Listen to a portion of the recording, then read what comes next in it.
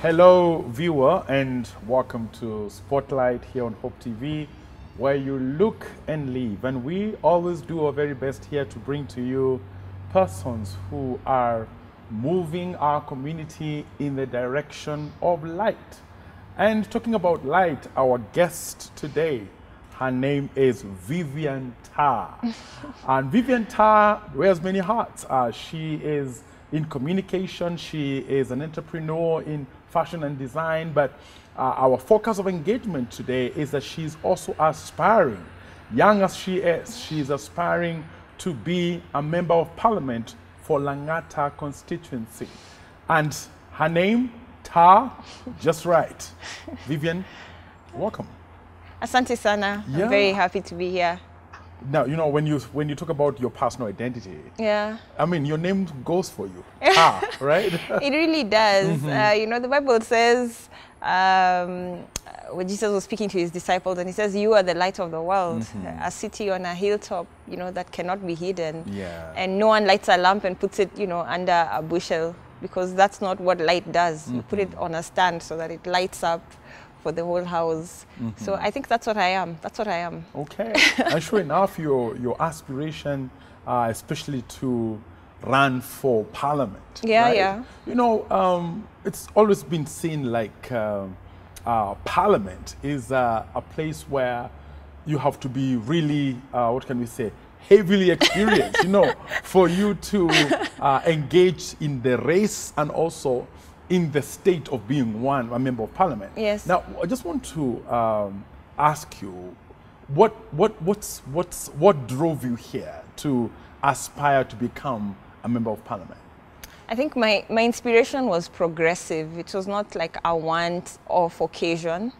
But because I interact a lot and engage, like, just with ordinary folks in my community. You know, when you mention ordinary, people start getting a bias in terms of, you know, no, ordinary like me. Ordinary people start interpreting your like bias. My neighbors. Political bias, you know. No, Anyway, like just my neighbors, you know, like the shop where I buy stuff, the butchery, the border guys, the lady who sells vegetables, pale nyumbani. So just ordinary folks. Sounds like bottom-up narrative, right? Hard to escape it, right? No, not bottom up. Let's just say Kenya has 47 million people, at least by the last census. So each and every one of us, whether you are a teacher, an engineer, an artist, a dancer, a footballer, you are ordinary in your own way. In your family, you're ordinary, at least. Yeah. So like in my family, I'm just Vivienne. Okay. Nothing extraordinary. But it's ordinary people who connect with each other to do extraordinary things. All right. So that's what makes us extraordinary, the impact we leave when we interact and engage with others. So anyway, like I was saying, because of these engagements, I came to realize there's a lot of dissatisfaction. A lot of people are not happy with representation, how we are represented in the National Assembly, just leadership, and management of just resources, government resources, which is basically our taxes. And you see, even if you don't pay as you earn, like you're not formally employed, you still pay tax through VAT, through, you know, fuel and every other small taxes that are applied on everyday goods that we buy. So you still pay tax even though you don't have maybe a salary at the end of the month. So these things, you know, got me thinking, and some of them would be like, no, you know, we think you can be a good leader. Why don't you give it a shot? And I was just, you know, taking it in. But that's not the only thing that inspired me. I also participated in this show called Miss President in 2019. And my entry into the show, I had no political background, no political experience, no political connection at all. But the show inspired me because I met some amazing women from all over Kenya. Some were already actively in politics, some were not. And also we went through several trainings just to prepare you to know what it takes to lead. And I think that was like the beginning of my journey, more or less. From the show, now I actively got involved because now I joined ODM party and just got involved in the party activities. So right now I champion participation of young women in the party. And I like what I do. I like that I'm involved. Yes. So my journey has been progressive. Progressive. Yeah. You know, one of the things that comes out is that you like what you do. and that's even you just saying that Yeah. you like what you do, it's very important. And I know we talk about having met some amazing women. Yes. Both, of course, on the program of Yeah. the program you mentioned, and also in regular life, even Yeah. in your party life, in the larger Kenyan life. Yeah. Now, would you mention some of the persons who have directly impacted on your political spirit? Definitely. One of them was, we had a trainer called Kevin Osido when I was in Miss President. He was our governance trainer. So he's one of the people who's really influenced how I see governance. Then, of course, in the ODM party, my Secretary General, Edwin Sifuna. Then we have our Women League chair lady president. She's called Beth Siengo. They've been really, really, really instrumental in just my journey. There's Honorable Gladys Wanga. She's held my hand when no one even knew who I was. And she's really walked with me. So even this narrative of women don't support women, it's not true. Just remember that it doesn't mean that because you are the same gender, someone will support you. No, someone has to see potential in you. There have to be shared values maybe that you have. It doesn't mean that all women will like all women and vice versa. But if someone identifies something in you, they most likely will want to, you know, work with you and believe in you.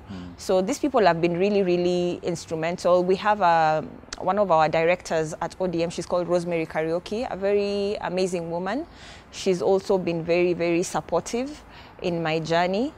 There are so many. I have also some ladies just from the community where I come from in Langata who've really shown me the ropes of, you know, community work, community development and all that kind of thing, and engagement also.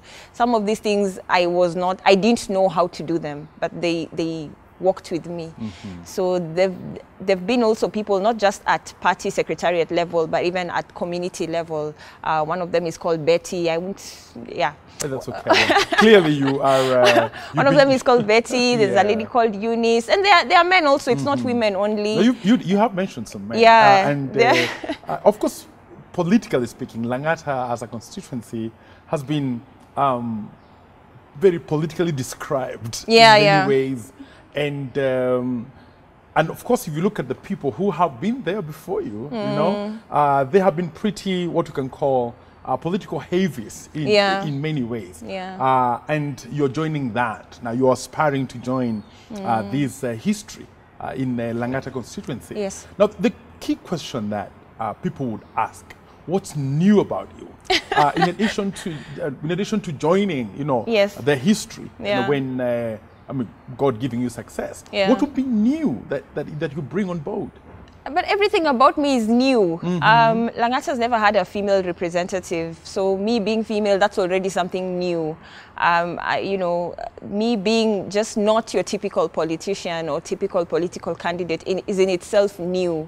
The fact that my perspective is different in the way that I see things. For example, one of the things I'm really championing, should I get into office, is I'd like to see small-scale traders, let's say like cottage industry level trade people, getting grants. Just the same way CDF gives scholarships to for education, can we have a similar concept, but now for business people? And it can be the same even amounts of money. I know CDF gives maybe 5,000 to 10,000 per student, depending on whether you're in high school or university. We can apply the same concept where we have registered, you know, business people in groups and give them grants, because I know one of the things that maybe government is not very sure how to do is get back loans. Like if you give loans, how do you get back the money? So instead of that, and just to support people who are genuinely in business, I mean, we can work out policy in a way that these business people can actually get grants to support their business. I've been in business and I know how tough it is when you're not formally employed to get access to credit. And some of these people just need microcredit, you know, 1,000, 2,000, 3,000 to inject in their business so that they can grow it. And these are some of the sectors that I feel, you know, the government has really lapsed. They're not doing enough to carry these people. A lot of these people are willing to work hard. They actually don't want handouts. They want to work hard, but the system doesn't favor them. And you see, they're not asking for a lot. They just want to be able to have decent housing, educate their children, provide for their family, and meet their basic needs. So it becomes very difficult when policy doesn't support this. And I tell people all the time, everything in Kenya is anchored in the law. If you're doing anything and it's not anchored in the law, hiyo ni PR unatupatia. My job as a member of parliament is to push policy at the National Assembly level. And that's exactly what I would do. Push so that this policy favors these people so that they can get some form of credit. Right now, because of COVID pandemic, a lot of people were rendered jobless. A lot of people, their businesses, you know, came crashing. Why? Because they don't have access to credit. But if you can give someone capital or some form of credit, you know, people who genuinely need it, it can turn lives around. So these are some of the things I'd really want to do. Another one of the things that I'd really want to push for is just investment in the sports arena. Sports is big. We saw Omanyala yesterday, 2 days ago, I think. Over the weekend, yes. Yeah, over the weekend. Running one of the fastest times, you know, in the world. I think he's ranked among the top 10 fastest men in the world now and the fastest in Africa. Actually? And this is a guy... Of all time? Yeah. And this is a guy who had zero support from government. He didn't even have a trainer. No one even knew him. And it's only because of his effort that he managed to even get to the Olympics and do a good job. Can you imagine if we invested in sports facilities, if we just put more money in sports, how many more young people, how many families would be impacted? Because he is one man, but he is one man in a family. So you know how in Africa, when one person rises, umeinua familia mzima.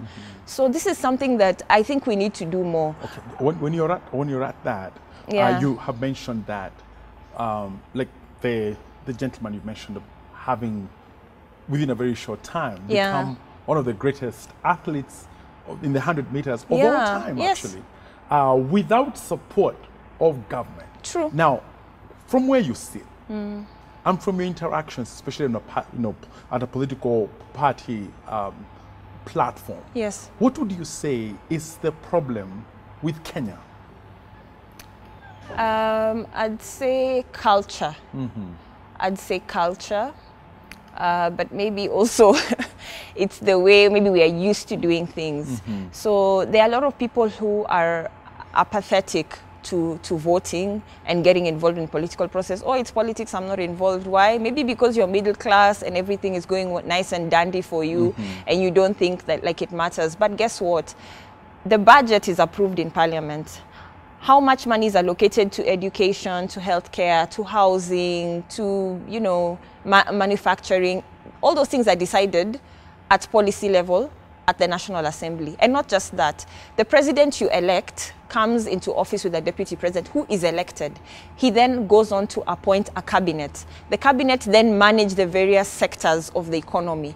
So if you say you will not get involved, basically you've signed away your right for somebody else to run your country and your economy the way they want. And if you don't get involved, somebody else will. And if the wrong person comes in, it affects you.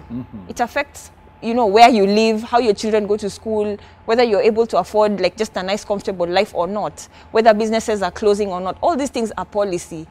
Juicy, we were complaining about fuel prices going up, but it's been progressive. These are laws. These are things passed into law fast.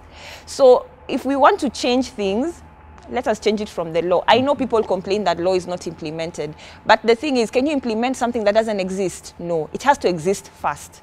And then now you follow through with the implementation. Yeah. So you feel that if the larger Kenyan population was actively involved in political, you know, or had a hand in politics, however local, then there would be a better we would have a better country. We would. Because we have a wider participation, yes, active on a day-to-day. Yes. Now, Vivienne, you are a lady of faith. Yes, I am. And I'm sure faith has also a role to play in your ambition, yes, right? Yes. But get into this mix, right, of politics and campaigning and all those things, the competition. Yeah. Now, would you say you are exercising your faith or you are risking your faith? I'm definitely exercising my faith. You know, the Bible says faith without works is dead. So maybe the works. Yeah, so this is part of the work. This is part of working your faith. Maybe the political work is a bit interesting. Anyway, So we need to get involved. This is part of working. This is part of working your faith. You cannot say we are praying for good leaders. Where are they going to come from if people like me don't stand up? You see, not everyone can be a politician, just like not everyone can be an engineer or a teacher or a musician. Everyone is called to something different. Everyone is gifted and talented differently. You see, Mungu ametuumba kila mtu tofauti, si ndio? So I think this is my line.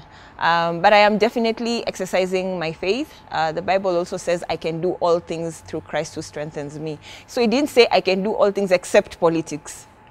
So I can do farming, I can do fashion, I can teach, I can, you know, I can do all things. Lakini ikifika kwa politics hapana. Haikusema hivyo. All things under the sun. Yeah. So I am exercising that. Okay. I am in my arena. I think this is what I'm called to do, to demonstrate to people that good leaders can actually make a difference in your lives. I know a lot of people say, hata nisaidia na kitu, you know, once someone gets into office, they won't help me with anything. But you see, the thing people need to understand is a politician or a member of parliament or an MC or a governor is not there to take up your responsibilities. Their job is not to pay your school fees, your rent, your transport, your food, I don't know, hospital bills and all that. A lot of people take advantage and expect this. But this is not the case.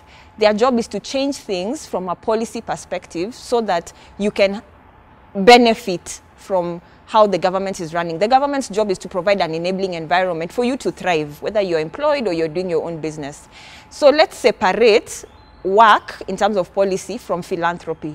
Generosity is good, and it is good to chip in where you can. If someone has a hospital bill and you're able to help, by all means help. If someone has a funeral and they are mourning, by all means mourn with them and contribute what you can. But this should not be the norm.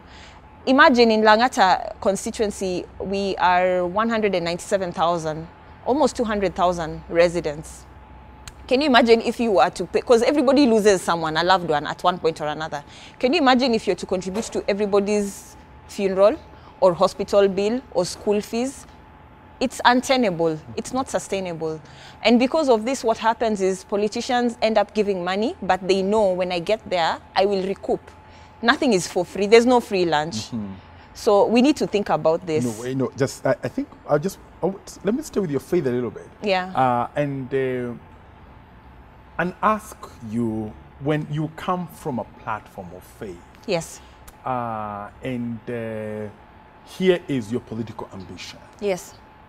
How does faith inspire your ambition? So my faith anchors my values. So I'm clear about my boundaries and the values that I stand for. I have been asked before, I will support you on condition that you do 1, 2, 3.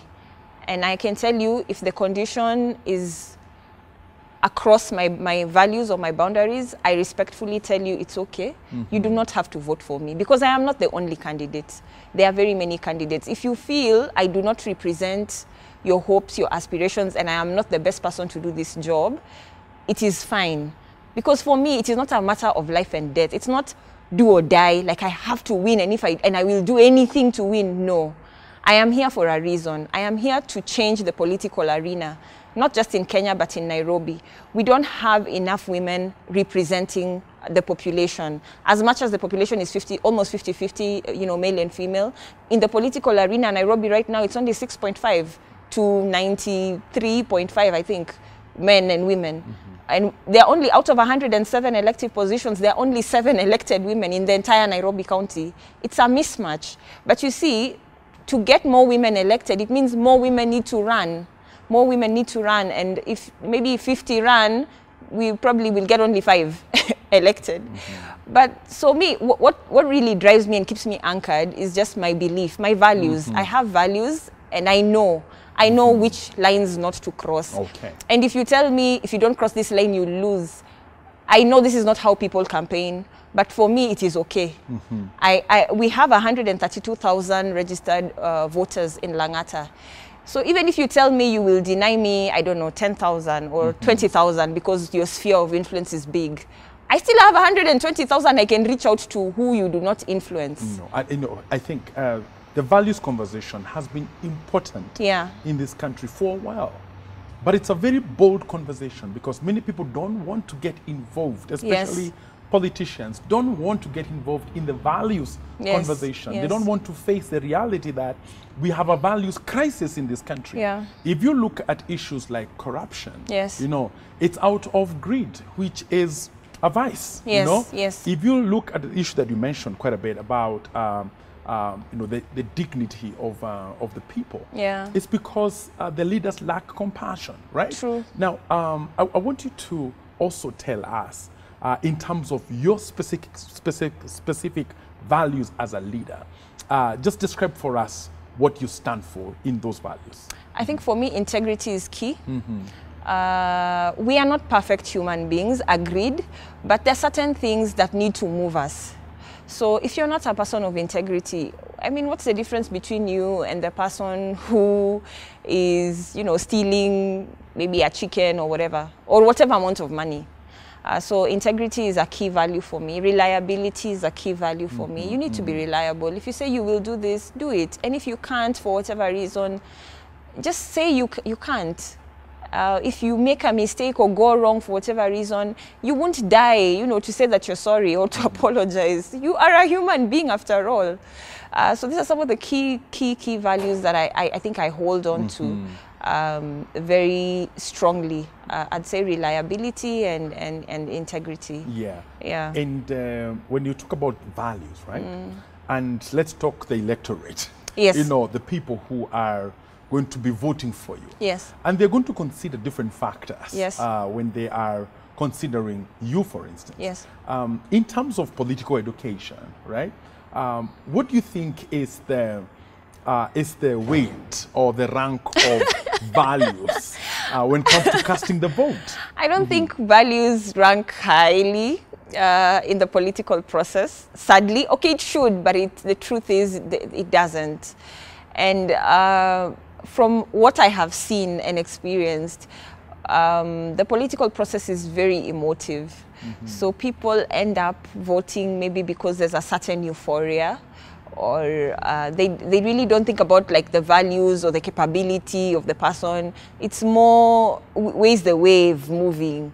And you find most of the time where the wave is moving, if you're in the wave, then you're carried. If you're against it, unabaki. So that's what happens most of the time. It'll take time before we get to a place where, values rank highly and someone's track record, is something you can look at and say, this is a person who does 1, 2, 3. But that's what I was saying earlier, because the church knows what it stands for. The church knows what it's aspiring for Kenya, what it wants for Kenya. The church should actively be involved by identifying people who are willing to stand and invest in them. Because like they say, politics is about interests. So what is the interest of the church? How are they pushing this interest? How do they hope to actualize this interest? You will not wish it into being. I know the church believes in prayer, and prayer is great. But as you pray, work. Yes.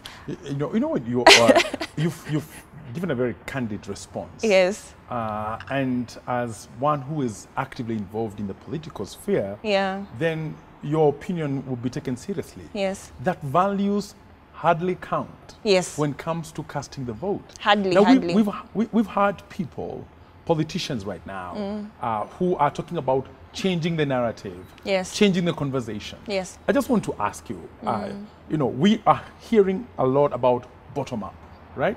What about values up? I don't know. As a part of changing the conversation. The values up will, or the values conversation will have to start with the individual.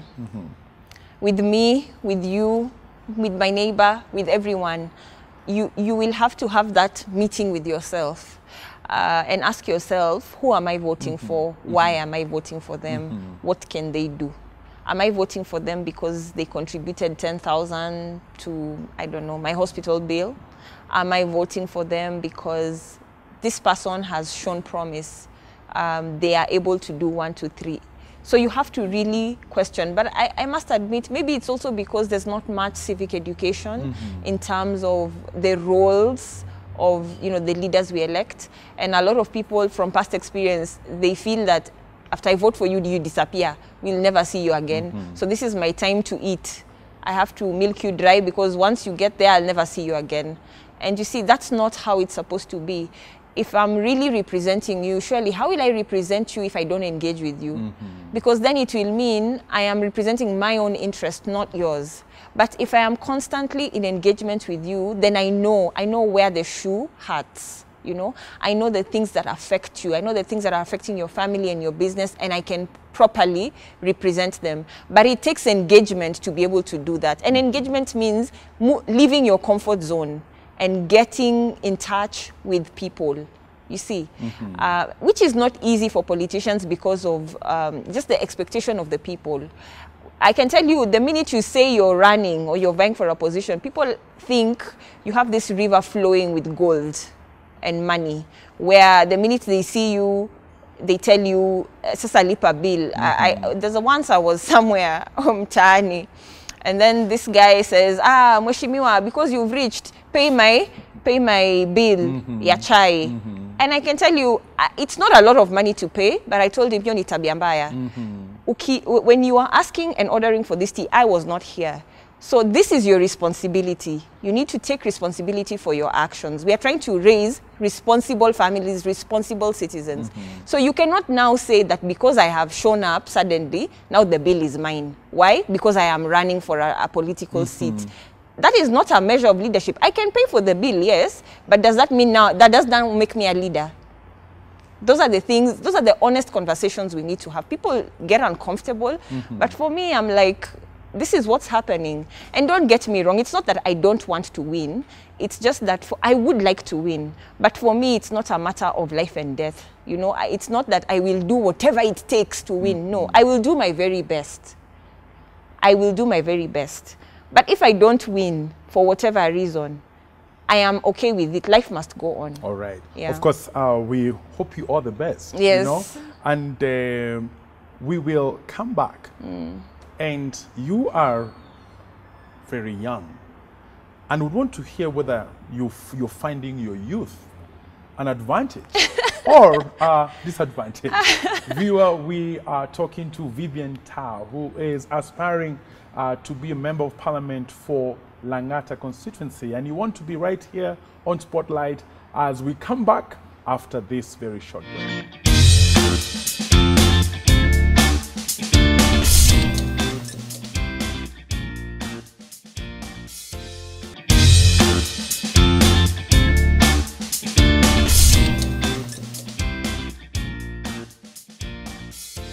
Viewer, welcome back. This is Spotlight here on Hope TV, and we are engaging Vivienne Taa, who is young, woman of faith, and aspiring to be a member of parliament for Langata constituency. And Taa, that's it's a very self-selling name. You are young, right? And we have known the conversation around youth and politics. Yes. For quite some time now. I mean, for some years, that has been a question. We know there was one whole campaign that was run on the label of young tax. Yes, you know? yes. So the youth thing is big. And even now, it still is a big thing. Now, as you run and as you are young, are you finding your status as a young person an advantage, or you're finding it a disadvantage? I think there are both pros and cons. Pros because people are willing to support you. You get a lot of young people willing to say, you know, we'll walk this journey with you and we'll support you, and that works. A disadvantage somehow because, you know, as a young person, you've not built a war chest like Deputy President Ruto's. So you don't necessarily have the great resources required to you know, drive like a serious campaign. And the truth is, yes, campaigns cost money. They are not cheap. So it takes a lot of investment, like from friends, family, just people who believe in you to you know, fundraise and help you see the vision through. So it has its pros and cons. But also one of the advantages is that because you resonate and you can connect with other young people like yourself, because you understand you're going through this life's journey just like they are. So you understand what they're going through. You understand how difficult it is to move something from idea to reality. In this current environment, with KRA levying even taxes before you earn any revenue. So it's not easy in some aspects, but in some aspects it's easy. Young people are very social media savvy, so that helps a lot because you're able to get your messages across a lot easier than maybe someone who wasn't, you know, young and savvy. Let's stay with that because it's critical. Yeah. Because it is seen that lots of people who are going to be joining the voting space are young, very young. And here are young leaders also who are youthful, and somehow still this huge young voting bracket does not seem to reflect, you know, in terms of voting, to have more young people, you know, in Parliament, for instance. So what is the gap? I think the gap is in, number one, the civic education, in terms of just understanding why it's important to participate, especially for new voters. We're going to have about 6 million first-time new voters in the next election.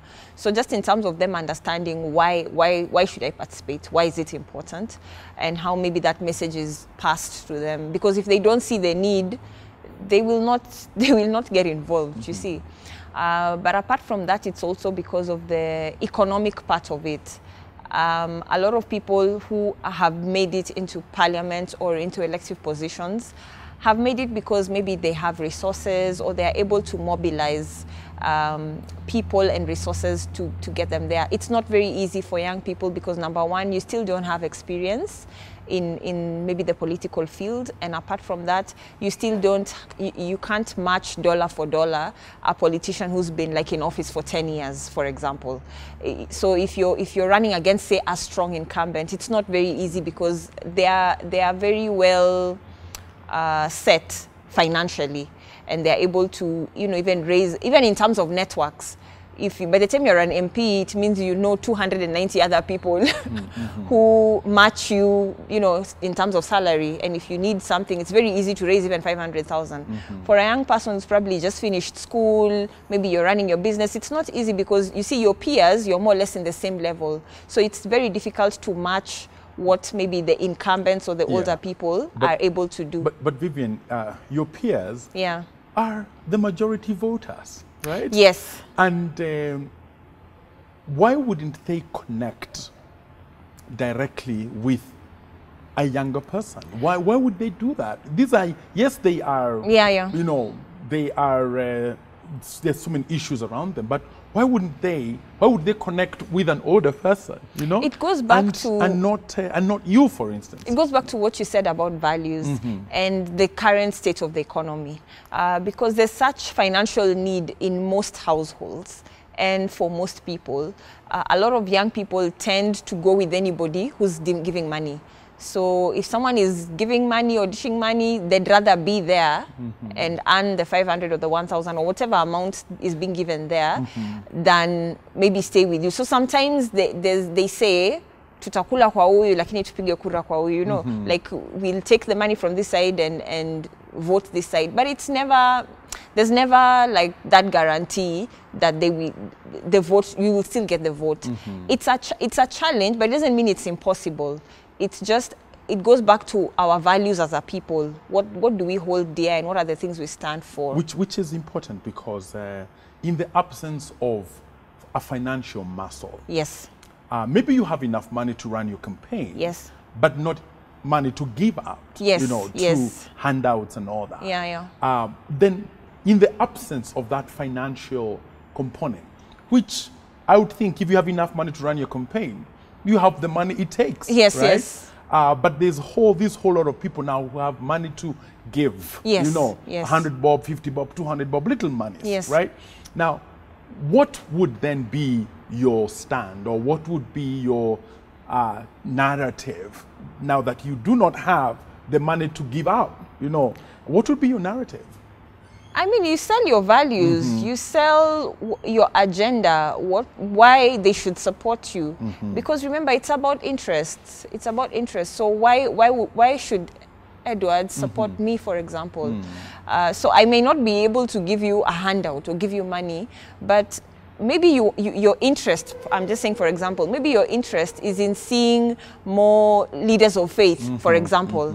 And if I represent that, then you're more likely to support me, even though I don't give you anything. So I think the challenge for young and upcoming politicians is in identifying in your family, in your group of friends, in your alumni groups, the people you meet, what are their interests? You need to know how to appeal to those interests, even if it's not money, so that you're able to get their support. Vivienne, because that right there is a change of narrative. Yes. Right there, when you start now thinking, for instance, we want more people of values, Yeah. you know, not necessarily people who give money, you know. We want leaders who are honest. We want leaders who are sincere. We want leaders who are compassionate. We want leaders of that kind. That's a change of narrative right there, Yes. you know. And let's stay with that change of narrative because it's a lot is going on around this. Let's change the narrative. Let's change the conversation.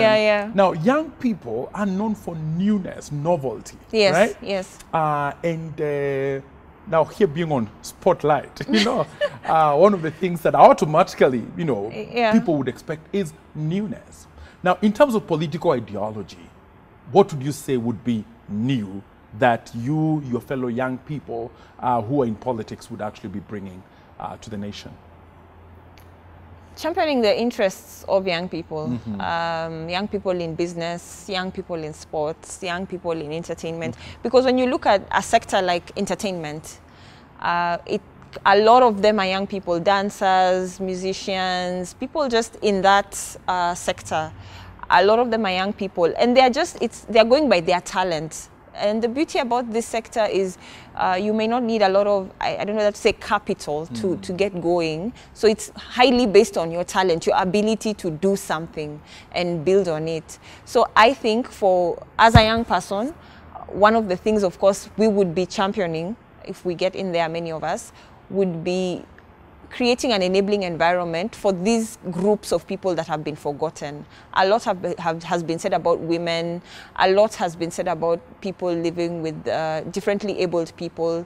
But not enough is being said about the demographic of young people. And these people, it's not that all of them are lazy. They're going through a lot of issues. There are issues of mental health, you know, there are issues of reduced incomes. So these are some of the things that if we can have policy that creates an enabling environment for artists, for example, to make their music and grow, I mean, it's to our advantage to have that. It's to our advantage to have that, to create platforms and an environment where they can make their music, do their dance, you know, do their kind of things, graffiti or whatever it is they do, art, and excel. Because when they do, guess what? People will say there's that young person, there's young comedian from Kenya. And at the end of the day, you're lifting the nation, you see. but now we have to change it from a policy level. It cannot just happen like that. For something to happen, it is made to happen. Someone has to make it happen. So those kind of people are us, people like me. That is our job. Yeah, you definitely are in the fashion industry, and yeah. I hear you about young leaders now more intentionally focusing on sectors where young people actually are doing, and focusing not in a token kind of manner, but because they realize these areas are real, right? Yes. And they deserve policy attention. Yes. Now, Vivienne, you're young, you are a woman of faith, and specifically that woman, right? Now, we know that men when it comes to the political area, it looks like they are natural there, you know? And interesting because now the Mount Kenya, the mountain right now, has picked on Martha Karua to be the spokesperson, you know, which is a woman voice, which everyone is like, whoa, okay, you know, just because of her gender. Yeah. Now, as you run this, as you aspire to be a member of parliament, what are some of the unique challenges you face as a woman? I think one of the highest ranking up there is threats of violence and intimidation. That one comes. And also just, I don't know whether to say emotional abuse. It doesn't have to be physical, but you know, people talking down at you, telling you you're no good and all that kind of thing. But I think that's normal. I think that one, everyone aspiring for office sort of goes through that all the time. So it's something you kind of mentally prepare yourself for. But it's one of the challenges you face. What's the other challenge you face? Some people don't take you seriously because of your gender. So you talk, but it's like if a man said it, it's like it would be taken faster or easier than if you're a woman, especially if you're small-bodied like me. But if you're small-bodied and big-minded, yeah, I know. I think that but you see, at the point of having the conversation, they don't think about the mind. It's what they are seeing that is informing maybe their decision. So it's something you have to keep going at it. You have to keep going at it. You have to build your credibility over time, because over time then people can believe and say, oh, okay, then you know, she can do something. So it's not something, it's a challenge, yes, but it doesn't mean that it cannot change, and it doesn't mean that there's no way around it. It's just recognizing that, okay, this is a challenge. How do I go about it? Yes. Okay. And you've mentioned some strong women in politics, and I'm sure as you navigate these areas, those women are also very... I forgot to say something in the challenges. Also, one of the challenges that women face, particularly young women in the political arena, is, you know, politics is very... networks and patronage driven. Who knows you? Who do you know and who knows you? So if you haven't built like your political networks, it can be very, very difficult making any inroads in terms of political growth, both at, I'd say, party level and at community level. Because you see, even at community level, there are community leaders who also hold a lot of sway and influence. So it's about what's your networks and your support like at community level, but also like at party level. Okay. Yeah. You know, and social media is a space that is really known for young people, right? Yes. But it has been said that some people have won on social media. They are victors on Twitter, but when it comes to IBC results, they are pretty different, you know? Yes. What do you see going to this election there? What would be the role of social media in terms of who wins and who doesn't? Social media is a great tool for driving perception and also for just getting your message across, but it can't stop there. You need to learn as a politician how to have a balance between what's happening on social media, the conversations on social media, to the voter. The ground. The ground. I think as per the last census, I think the result said only, is it 4% of Kenyans are like active on social media. 4%. And that is probably urban centers only. So there's like 96% that's not really active, that still drive. But you see what happens is this 4% can really drive perception to an extent where something appears larger than life. So for a politician, it's taking it and using it to work for to your advantage, but don't neglect the grassroots. You still have to do your legwork at the grassroots level. Yes. All right. You know, I feel those are very good statistics there, so that you are not too reliant on social media, whereas not a whole section of people is in it. Yeah. Lots of energy there, but the world isn't all there, right? Yeah, it takes a man doing something to change things. All right. Yeah. Coming back to the church, some interesting dynamics during this pandemic season that have thrust the church on a front line in terms of influence in politics. For instance, right now, the church has said that churches will not be, not the whole church, but a significant part of the church has said that politicians will not speak, you know, in churches, and that is a real curveball in so many ways. And also, we talked about the values conversation. What do you see will be the unique role of the church in the upcoming election year that has not been in the years past? In my perspective, I think the church has an opportunity to shape the narrative in terms of, because they hold sway within their congregations, the different churches. And a lot of people, I mean, we are saying we are, is it 84% or is it 74% Christian, Kenya? So these are all people who maybe have a pastor or a church they attend. So churches, I see their role being in shaping the conversation, shaping the narrative, not necessarily telling the congregation or the people that vote for Vivienne, but pointing, these are the values you're supposed to look for. Look for a leader who has integrity. Look for a leader who is trustworthy. Look for a leader who embodies these characteristics. So when you're supporting someone or voting for someone or standing with someone, these are the characteristics and the values you're supposed to identify in leaders, because if someone has these characters, chances that they will change are less. It doesn't mean someone can't change, but they're just minimized. You know, if you have values and you have a strong character or you have good character, chances that when you get into office you will be corrupted are minimized, as opposed to someone who has no values and is willing to do anything and whatever it takes.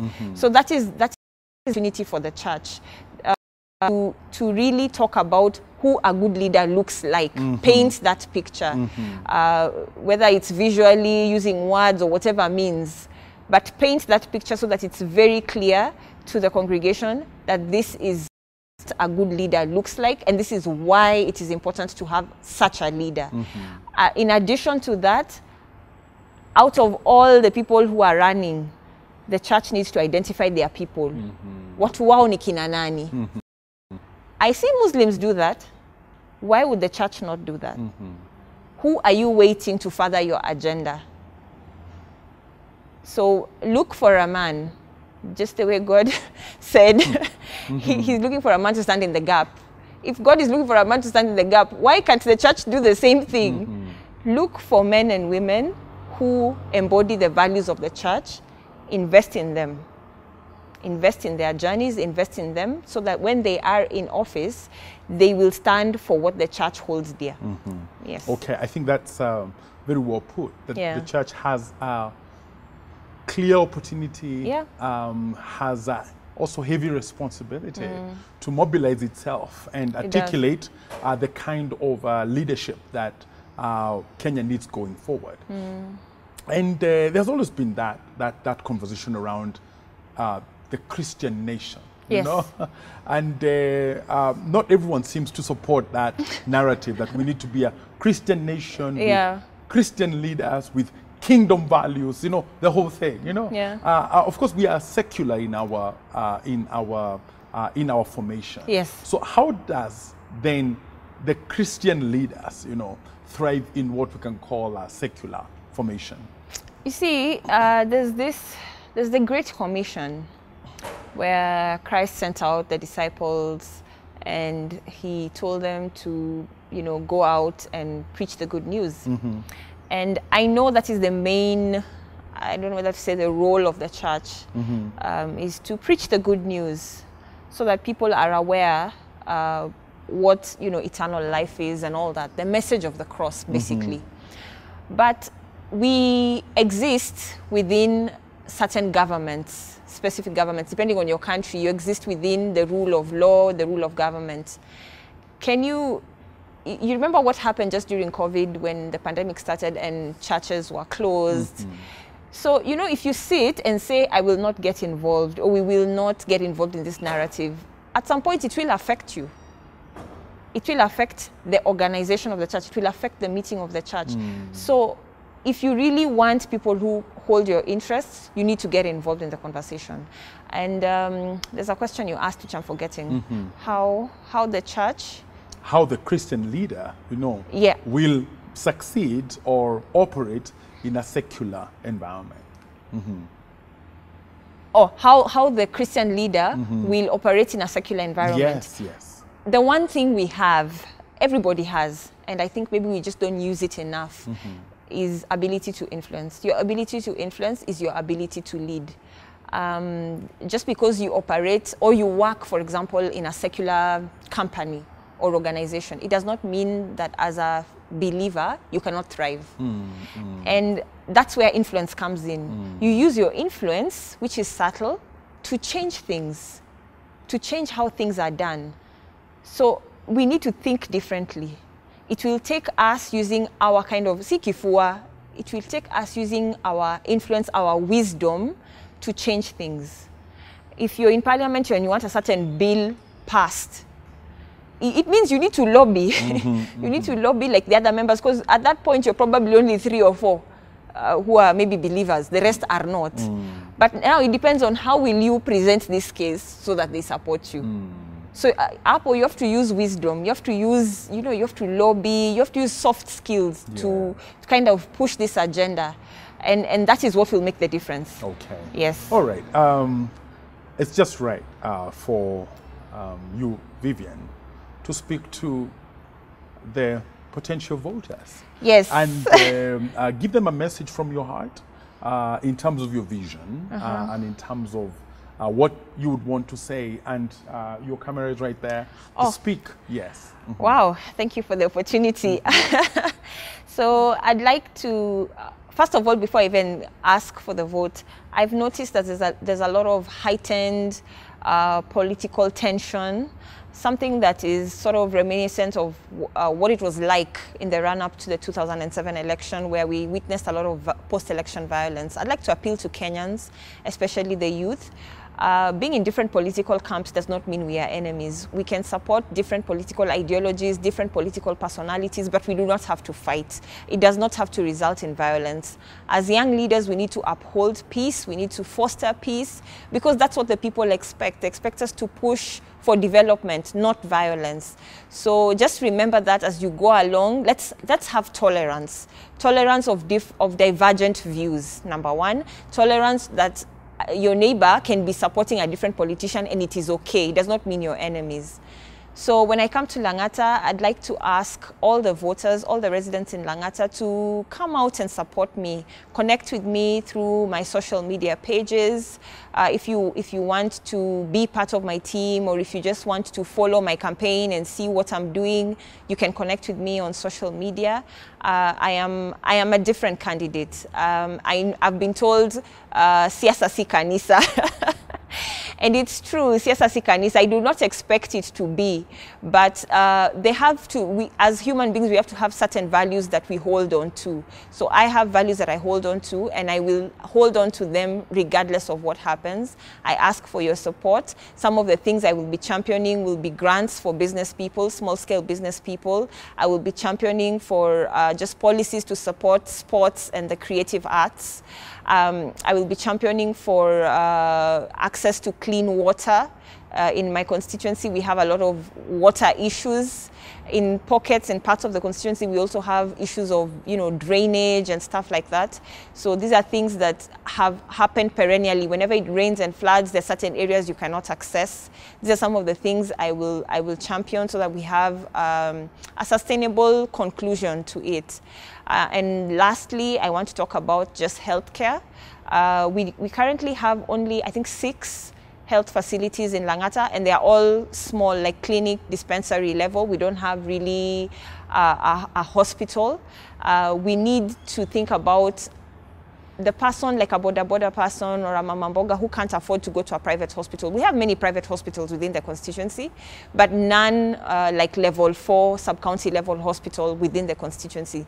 This is something we need to see, just so that there's better access to healthcare by just ordinary people who probably cannot afford private healthcare. Mm-hmm. So those are some of the things I will champion. And I thank you very much for the opportunity to serve. I look forward to the entire campaign season and to walking this journey with you together so that I can be your representative in the National Assembly. All right, Taa, no? May you make the light shine. I will. And I have every intention of doing that. God's favor be upon you. All the best. Thank you. As you pursue this ambition. And we look forward to having another conversation with you just to see how the progress is unfolding. Asante sana. All right, viewer, we've been talking to Vivienne Taa, and clearly we have young people who are not just talking about voting. We have young people who are not just talking about eating from other politicians. We have young people who are vying and intending to make a difference. Let us keep up this spirit, and as we do so, we hope for an improved new Kenya to the glory of God and to your joy. This has been Spotlight. Thank you for watching.